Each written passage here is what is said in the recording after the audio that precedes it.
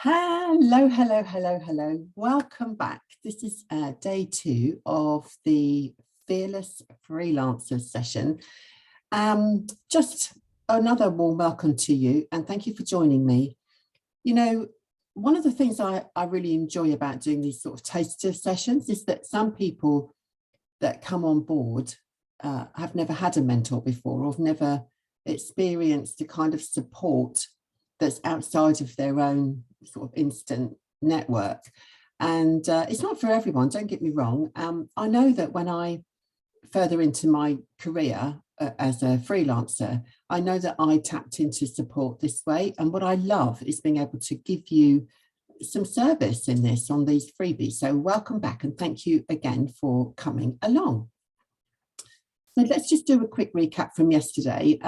It's funny because I've had a few emails saying, you know, you told us your name, but you didn't tell us what your company name is. So just a little brief bit on that. My business name is Can Do Courses. I also, when I first went into business, I had another strand, which was called Can Do Behavior. So I had two elements to the business. Can Do Courses was designed to be anything. It was designed to be, if I wanted to set up a dog grooming training course, I could, or IT training, because I was an IT teacher. So it, you know, the label itself would not tell you what the courses were. It was just a general thing. So that was really good. But Can Do Behavior was very much about my behavior management specialisms. Okay, so I had two names. So Can Do Courses is the one that I work under right now. So check me out. So yesterday I talked to you about my early life as Can Do Courses as a freelancer. And I have to tell you that I had a website made by a college graduate at the time. It was just a couple of pages big. And all I knew was that I needed to have a presence on the web. And the website was very small, not interactive at all. It was literally just like having a leaflet that was available for people to look at, and I could put a few things on there. So I always tell people that I work with that it doesn't have to be expensive. You can get going on a very small budget and then you can work on expanding later. Okay, so more on that another time, I'm sure.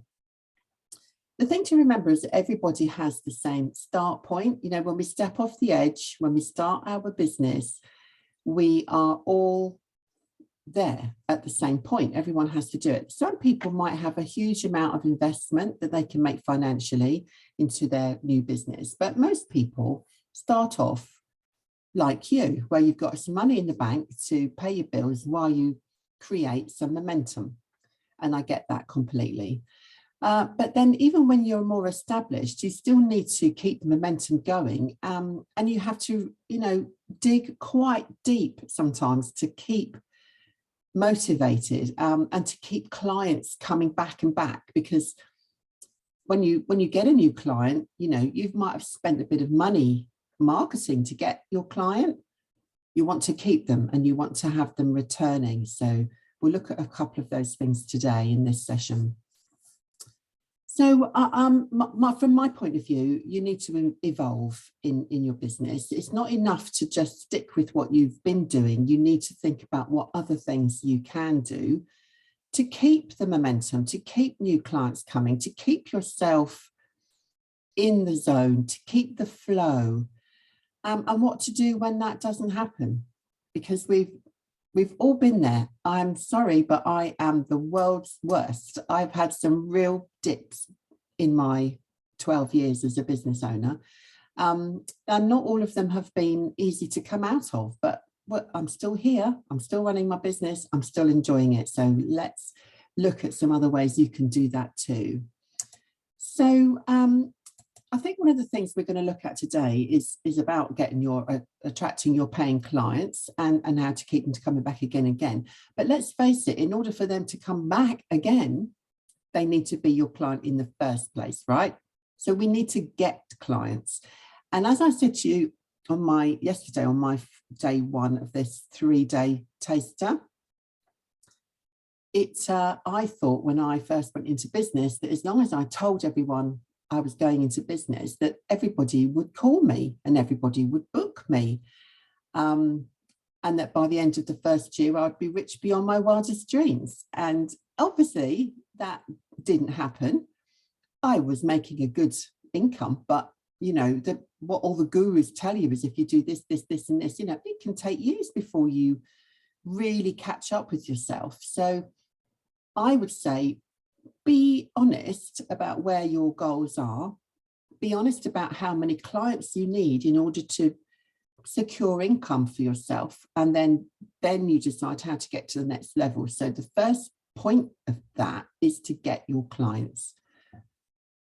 Excuse me, I know there's quite a few training businesses, individuals that I work with, who've got the type of training where it's kind of like a one-off. So when you've done it, off you go. You might not need to ever do it ever again. And that's fine. But there's other business owners that I work with who have got the kind of training that is repeat, like things like yoga teachers, things like people who train hairdressers, people who have, you know, mandatory training because people have to do it. So they're in a type of world that their specialist area is very much about repeat business. But for most of us, that's not the case. You've got new people that you need to bring on all the time. And it might be that you need to keep the same courses, but offer a different level. So you might have a beginner's course, an intermediate course, and an advanced course, right? So that means people can come back and do the next level. I've done that with my courses, and it does help enormously to get people to return again and again. It could be that you have courses which are essential for in a workplace where everyone who has an induction program needs to do this course. So, or it could be that your course is a hobby course and people love the hobby, but they want to become more advanced and more experienced at it. So you can do your type of levels like that as well. And also everyone should have a cheap level of product or training course and an expensive one. So everyone's got a premium product, right? So you always have to have different price points in the type of courses that you have. That's not easy to put together. Sometimes you need to talk that through with somebody. I know when I became an accredited centre, see, my courses are on the National Register, so I've got a few accredited courses. That brings with it a whole other level of admin, but also a whole other level of potential charging for it too. So there's that involved, which is fantastic. So that's another thing to think about when you're asking, you want your clients to come back again and again, to have different courses, not just the subjects, but the levels as well. So that's something for you to think about for sure. Now, what I know about when you're looking to get clients and bring them on board, and you really want them to have repeat business, I know that in any industry whatsoever, if you've got consumables, people will come back again and again. So even like a supermarket, as a basic example, you know, everyone goes to the supermarket. We all need bread. We all need our food. If you work in the car industry or a motorcycle industry where you've got MOTs and spare parts, you know, people go back again and again because they're consumable products. They need to be replaced, right? But with training courses, that's not always the case. And so it's not the simplest thing to work out how to get your clients to come back to you again and again because of that. So we could feel despondent that we've got all these courses, we've got this subject, we've got this thing that we adore, that we love doing, that we want to share with others, that will make such a huge impact on someone else's life. And then you don't have as many people buying it as you want to, as you'd like to. So, you know, in my business, for example, I work with schools and colleges with can-do courses, and they are shut for 12, 15 weeks of the year. So during that period, I don't have much business. So one of the things, you know, I had to adapt my business to accommodate those long periods without any actual training. It was fine when my children were at school because that fitted in perfectly with my working model, if you like. And I could do what you do, you know, as a teacher, you get paid every month, whether you're in there or not. So I did that with myself. I just took my salary every month out of my business to pay myself every month. So that was easy to do. But it does mean that you've got to A, make sure you accumulate for those quiet times, and B, that you don't become despondent during those times, because that's very easy to do. And I have worked with others who feel that way. So my clients are invisible a lot in the summer months. So we also have a home study option where people can do stuff like that as well. But then when you're really busy, again, you lose sight of that. And so the time will surely come back, and you need to be prepared for it. You need to think ahead. You need to think, actually, this is affecting me, and I need to know how to sort that out.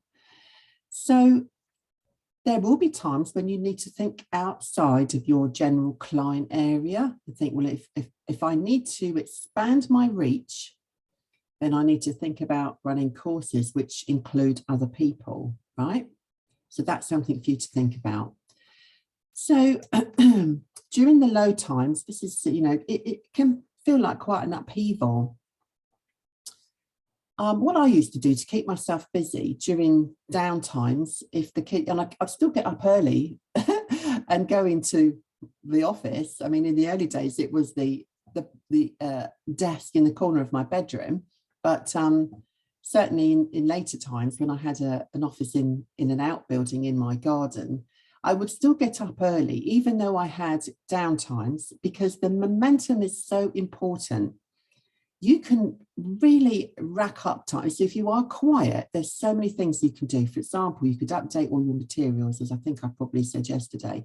You can update all your materials. You can surround yourself with like-minded people. So choose some podcasts and stuff like that. You can create some marketing materials to use later, maybe revamp your social media, pictures, etc. Make use of the downtime, but you're not actually just marketing, but you're doing stuff in the background. That actually did save me. In fact, I would book out planning days for that. I would book out half a day to do some goal setting. Keep focused on the future, to keep understanding that those clients are out there. I just need to reach them. I need to rethink what I'm saying to them. I need to organize my materials so that they don't forget about me, because that's really important.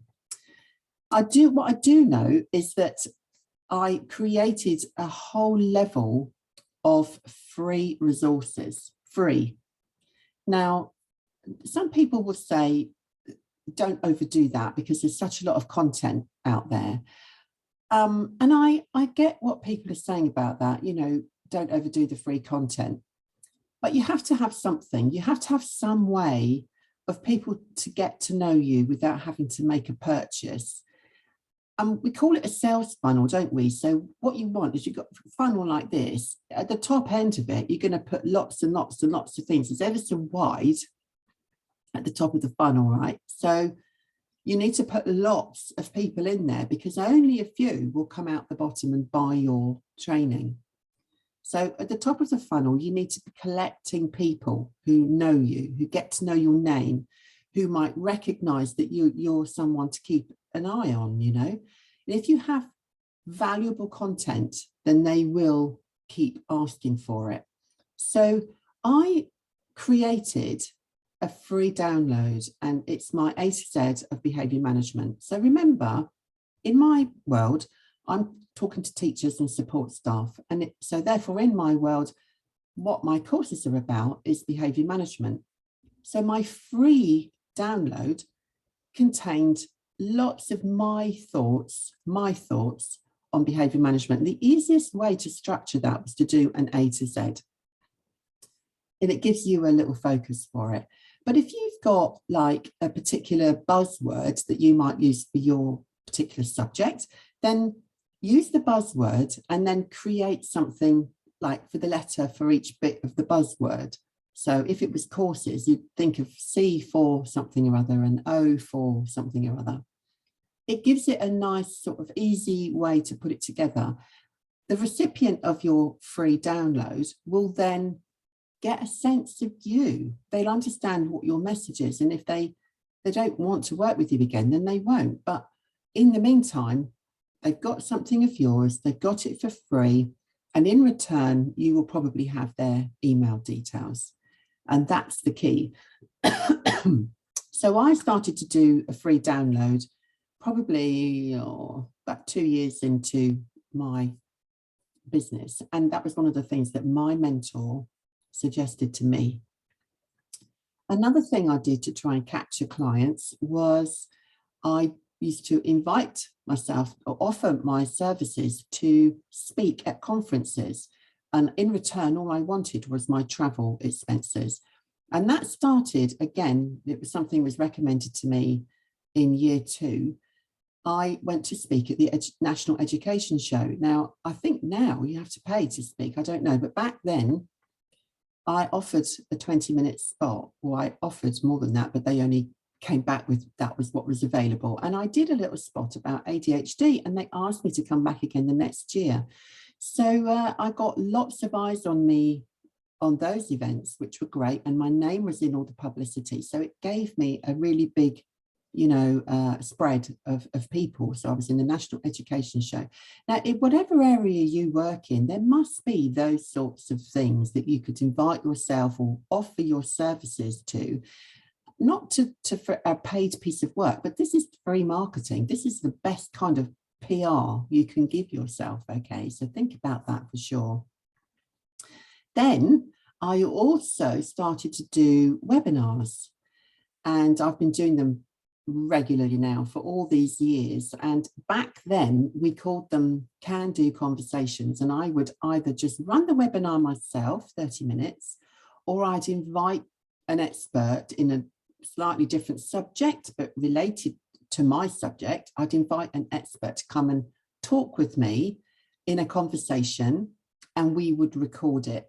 Now, I know it's like a podcast, but it wasn't it. There was a visual to it as well. We'd have slides and we'd be on screen. So it's not dissimilar to anybody kind of picking up a freebie wherever they're available, because I always listen to podcasts. And I set up a YouTube channel. And then when I did my freebies, my can-do conversations, I uploaded the webinars to YouTube. So they're available for everybody to watch now. So check me out, Can Do Courses, okay? And there's a variety of subjects there. Now, the best thing about that is that that's like evergreen. When I first meet people, I always offer them YouTube. So if it's a gentle touch, I say to them, if you're just looking for a couple of quick subjects to rev up a few of your staff, then please check out my YouTube site. And they do, and it's a lovely way of people getting to know you, and if they like what you say, then they will invite you in. To do a whole day's training, or to buy your online courses at different price points, remember? So speaking at conferences or offering your services, doing a free download, and doing webinars or a podcast or something similar to that.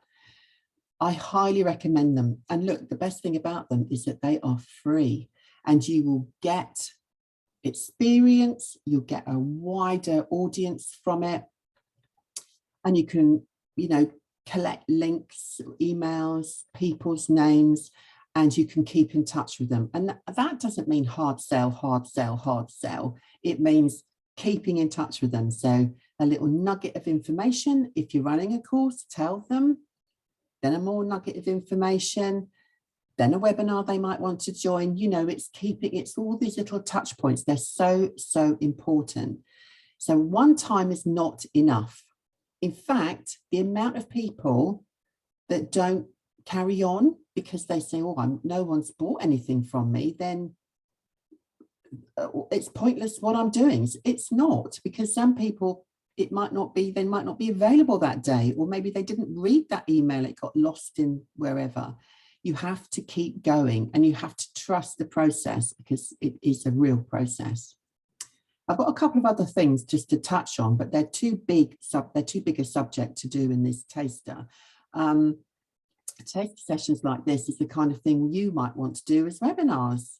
Taster sessions, little tiny bit about what you could do.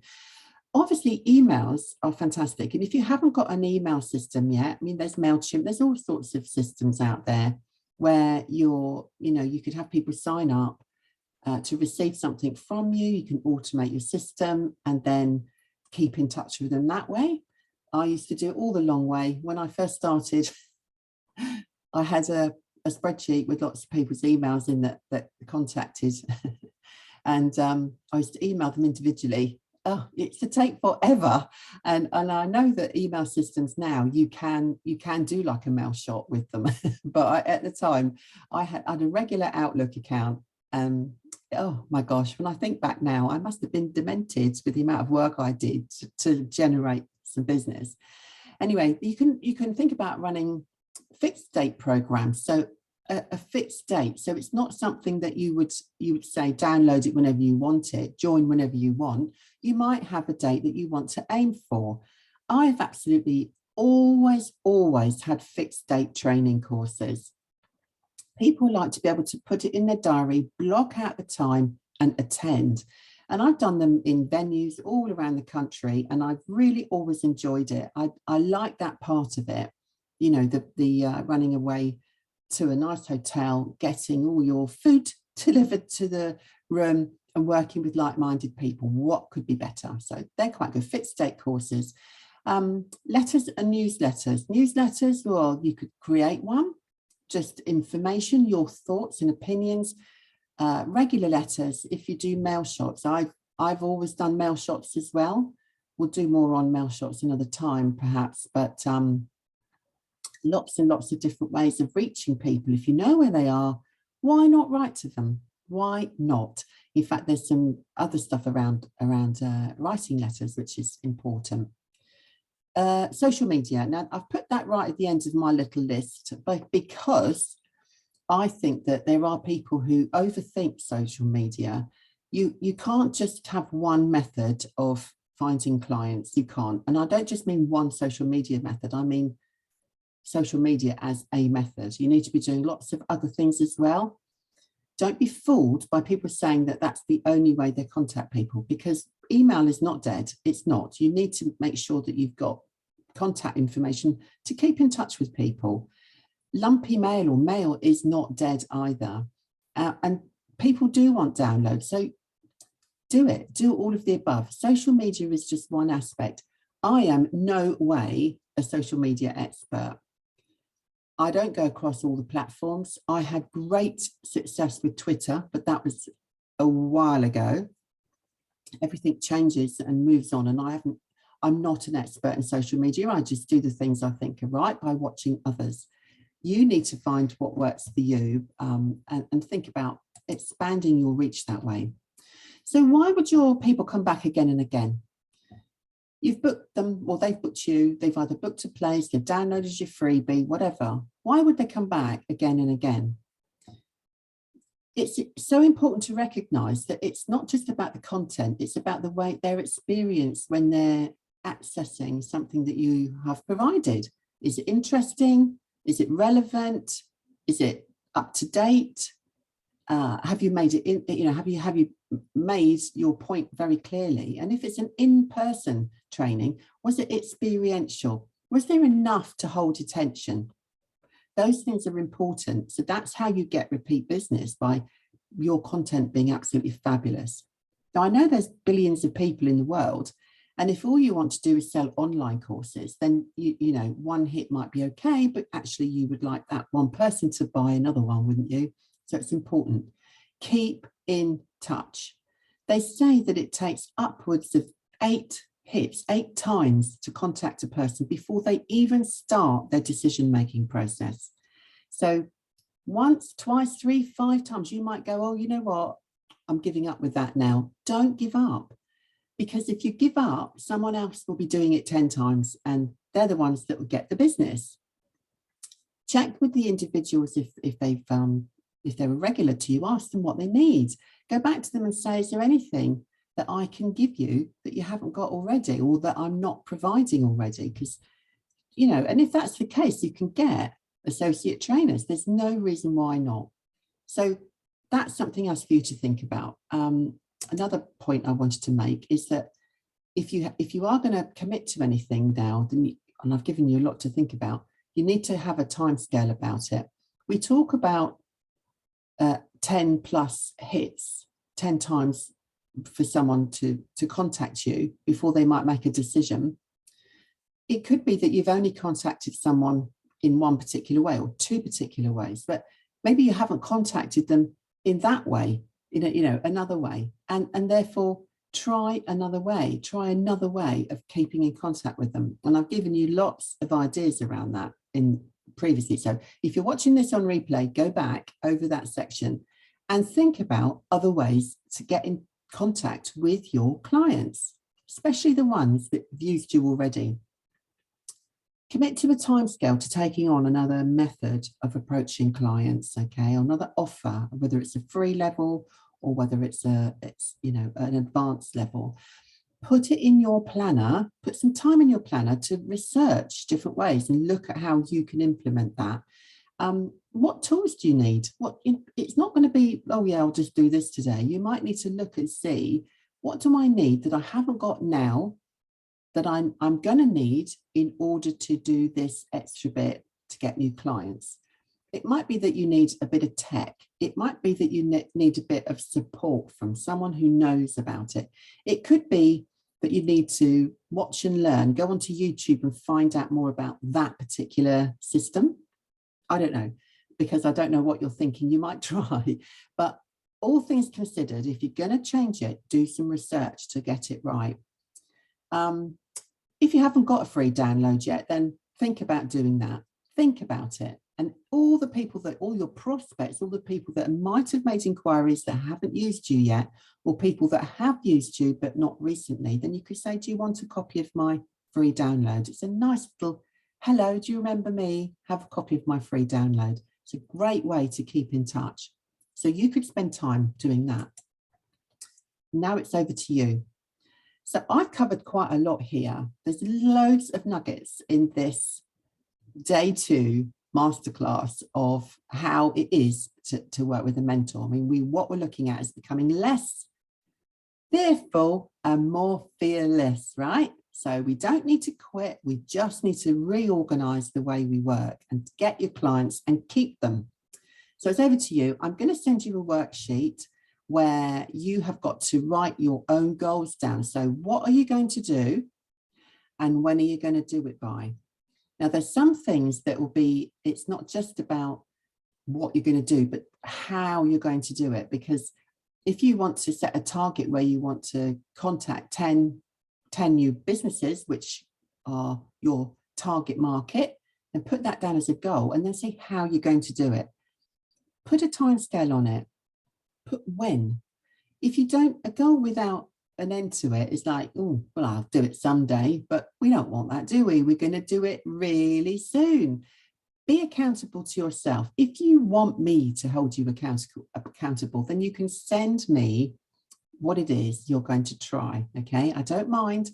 The worst you'll get is no. If I'm really busy and I'm not able to support you with it, that's fine. But look, I'm more than happy to help you to become accountable to yourself, because you're the one that's got to do it.